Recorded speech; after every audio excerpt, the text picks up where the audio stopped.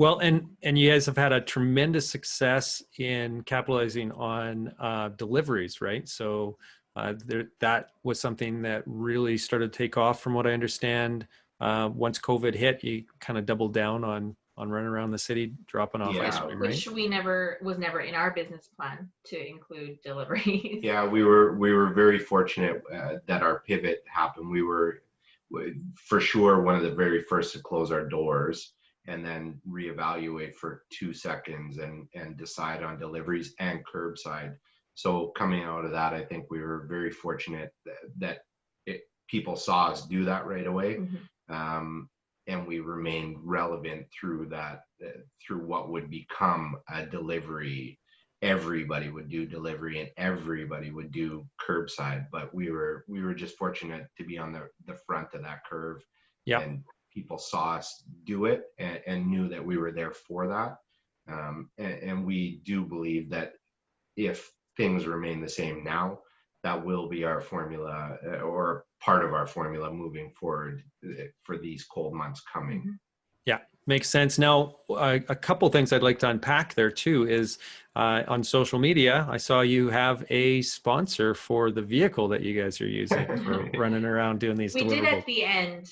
Yeah, it wasn't throughout the whole time. Jason did all the deliveries in our own vehicle for the majority, probably for the first 8 weeks, actually.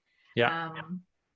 And then Lexus was very generous and allowed us to use one of their cars to zip around the city and do deliveries in. But yeah, it was great.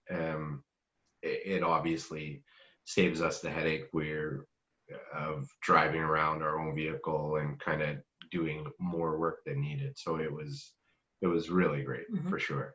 Yeah, a little bit of luxury as you're doing those deliveries. So I'm just curious, how did that come about? I think the viewers would be interested to know how a collaboration with Lexus originated.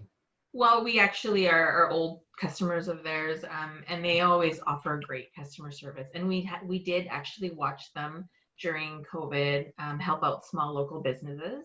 And we reached out to our friend our sales rep and friend and customer out there, and we asked what are the chances of getting a little bit of a relief from using our own vehicle, and they didn't hesitate at all. So it was, they didn't want anything in return, they just wanted to help. So it was really nice. I'd imagine they got a few pints of ice cream over there. Maybe we got some cookies out of it. Yeah.